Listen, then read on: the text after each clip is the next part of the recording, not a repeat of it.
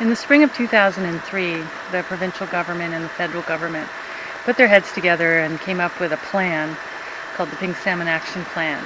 And they followed 11 farms along a migration route of the wild juvenile pink and chum salmon.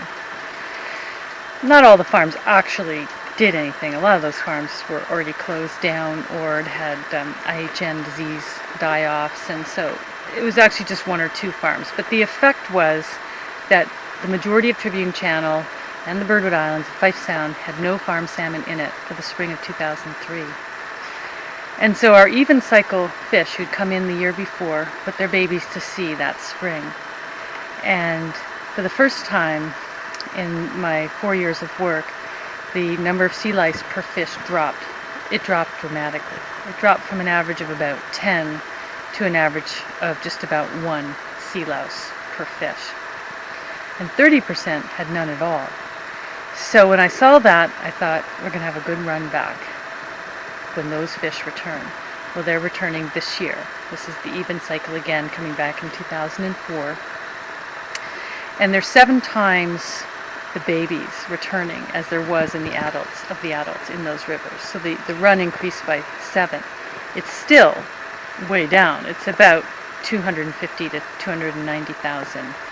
It should be up in the millions.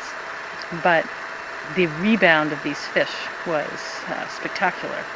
And the reason I believe they've come back this year is because the babies went to sea without sea lice. So this is exactly what I expected. Unfortunately, while they fallowed in 2003, in the spring of 2004 they did nothing. In fact, they allowed Stolt to open up a new site called Humphrey Rock. Humphrey Rock is right at the epicenter of the problem, where Tribune Channel meets Knights Inlet. And the reason that area is such a problem is it's kind of like a long tube. The fish come down Knights Inlet, they go into Tribune Channel, and they follow that route. And they've now lined Tribune Channel with 4 farms and a farm right at the end. So the sea lice that get on those farm fish build up numbers, and then as they release the larvae just slosh back and forth in this long tube that is Tribune Channel. There's no place else for the lice to go, and there's no place else for the salmon to go. And so these little salmon come out of Knights Inlet, come out of the Kakwikon, come out of the Otter River. They all join up in Tribune Channel, and they're now greeted by massive numbers of sea lice. By putting a new farm in that area, Humphrey Rock, the number of sea lice apparently grew, because this spring I saw more dying fish, more lice per fish than I've ever seen since I've been doing this research. They put the fish farm in at Humphrey Rock in the spring of 2003, and so those fish matured, and by the spring of 2004 there was mature fish at Humphrey Rock, Sergeant's Pass, Glacier Falls, the Birdwood Islands, and Wicklow, all the route that was followed the year before. And so the young salmon that went to sea this year, spring of 2004, were heavily hit by lice. I was watching them die. There's entire schools of fish who were so stunned I could just get right over top of them and look down. These fish were trying to get back into fresh water because they're so poked full of holes by the lice clinging to them and eating their skin off that they couldn't keep the salt out anymore, and they're trying to get back to fresh water. This run should come back next fall, and I don't expect to see very many at all. There was periods of time I couldn't find a single fish without sea lice on it. So it's becoming very, very clear, no matter what you do, if you take the farm fish out of the farms, the sea lice numbers drop. If you go to a place that doesn't have fish farms, the sea lice levels are extremely low. I looked at almost 1,000 fish elsewhere on the coast where there was no farms. I found about 4 sea lice total.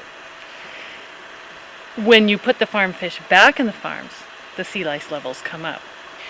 So it's my feeling that the Department of Fisheries and Oceans, the Ministry of Agriculture, Fisheries and Food are confusing this issue far beyond what it needs to be.